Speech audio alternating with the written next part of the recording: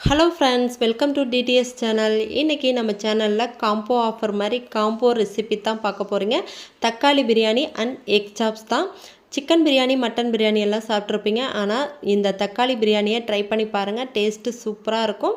First குக்கரில் ஒரு 50 ml எண்ணெய் சேர்த்துக்கிறேன். 2 துண்டு பட்டை, 3 கிராம்பு, 3 ஏலக்காய் சேர்த்துக்கிறேன். நல்லா பொரிஞ்சதுக்கப்புறம் ஒரு பெரிய வெங்காயம் கட் பண்ணி வச்சுருந்தேன், அதையும் சேர்த்துக்கிறேன்.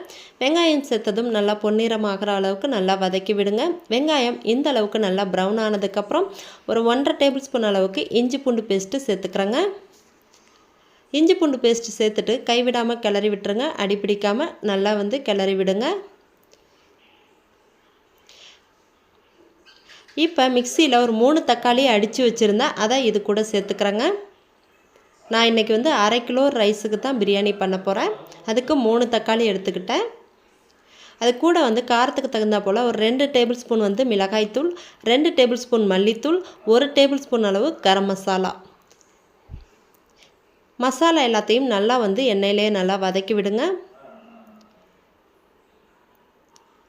மசாலா நல்லா இந்த அளவுக்கு வதங்கி வந்ததுக்கப்புறம் ஒரு 1/4 கப் தயிர் சேர்த்துக்கிறேன். இது கூடவே மல்லி, புதினா அதையும் சேர்த்துக்கிறேன். எல்லாத்தையும் சேர்த்து நல்லா மிக்ஸ் பண்ணி விடலாம்.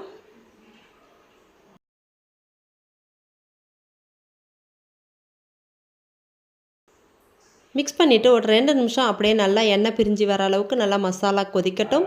இந்த அளவுக்கு நல்லா எண்ணெய் பிரிஞ்சு வந்ததுக்கப்புறம் ஒரு தக்காளியை இது போல் 4ஆக வெட்டி வச்சுருந்தேன், அதையும் சேர்த்துக்கிறேன். அதையும் சேர்த்து நல்லா மிக்ஸ் பண்ணி விட்டுட்டு இப்போ நம்ம 1 கப் ரைஸ் எடுத்திருந்தோம், அதுக்கு 1.5 கப் அளவில் தண்ணி சேர்த்துக்கலாம். நல்லா மசாலா நல்லா எண்ணெய் பிரிஞ்சு வந்ததுக்கப்புறம் 1 கப் அரிசிக்கு 1.5 கப் அளவு தண்ணி சேர்த்துட்டு தேவையான அளவு உப்பையும் சேர்த்துக்கிறேன். மூடி போட்டு தண்ணி நல்லா கொதிக்கட்டும்.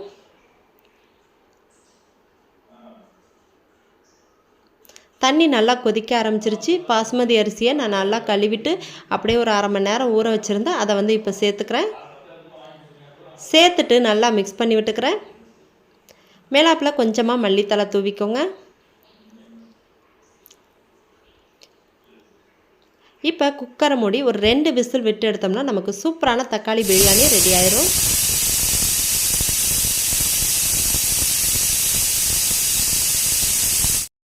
குக்கரெலாம் நல்லா ப்ரெஷர் அடங்கியதும் குக்கரை ஓப்பன் பண்ணி பார்க்கலாம். ரொம்பவே சூப்பரான தக்காளி பிரியாணி கமங்கமன் வாசத்தோட ரெடி ஆயிடுச்சுங்க.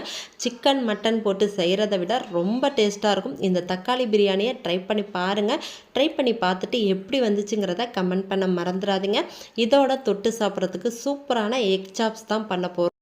எக் சாப்ஸ் வெரைட்டி ரைஸ் கூட, அதுக்கப்புறம் சப்பாத்தி, பரோட்டா கூட தொட்டு சாப்பிட்றதுக்கு ரொம்ப டேஸ்ட்டாக இருக்கும். இது செய்கிறது ரொம்பவே ஈஸி. அதை எப்படி செய்யலாங்கிறத வாங்க பார்க்கலாம். ஒரு மிக்ஸி ஜாரில் ஒரு 3 பெரிய வெங்காயம் சேர்த்துக்கோங்க.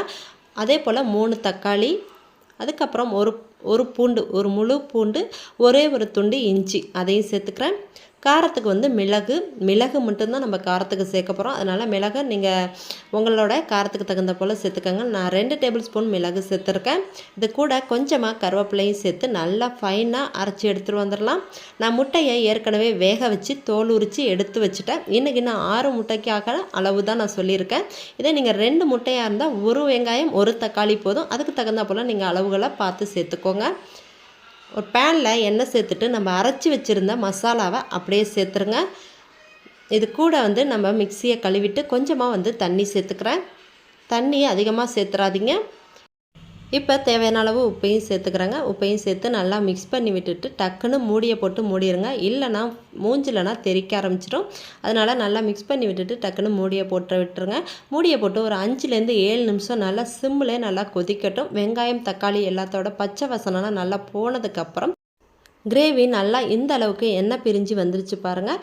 இப்போ நம்ம முட்டையை கட் பண்ணி சேர்த்துக்கிறேன். முட்டையை நான் 2ஆக கட் பண்ணி சேர்த்துக்கிறேன். இதே போல் எல்லா முட்டையும் நம்ம கட் பண்ணி உள்ள சேர்த்துற வேண்டியதான். அடுப்பை சிம்மில் வச்சுட்டே சேர்த்துக்கோங்க. எல்லா முட்டையும் இது போல் நான் கட் பண்ணி சேர்த்துக்கிறேங்க. சேர்த்துட்டு ஒரு 2 நிமிஷம் முட்டைகள் நல்லா வேகட்டும். 2 நிமிஷம் நல்லா வெந்ததுக்கப்புறம் அப்படியே முட்டைகளை திருப்பி விடுங்க. திருப்பி விட்டு மூடி போட்டு ஒரு 2 நிமிஷம் நல்லா வந்து அந்த கிரேவி நல்லா சுருள வரணும். அந்த அளவுக்கு நல்லா வந்து கொதிய விட்டுக்கலாம். இந்த அளவுக்கு நல்லா வந்து வெந்ததுக்கப்புறம் லாஸ்ட்டாக வந்து மல்லித்தலையை தூவி இறக்குனீங்கன்னா சூப்பரான எக் சாப்ஸ் ரெடி ஆயிடுச்சு. இன்றைக்கி கமகமன் வாசத்தோட சூப்பரான தக்காளி பிரியாணியும் அப்புறம் எக் சாப்ஸும் செஞ்சாச்சுங்க. ரொம்ப டேஸ்டியான ரெசிபி. இந்த ரெசிபியை உங்கள் வீட்டில் ட்ரை பண்ணி பாருங்கள். இப்போ தான் நம்ம சேனலை நீங்கள் புதுசாக பார்க்குறீங்கன்னா வீடியோ லைக் பண்ணுங்கள், மறக்காமல் சேனலை சப்ஸ்கிரைப் பண்ணுங்கள். தேங்க்யூ.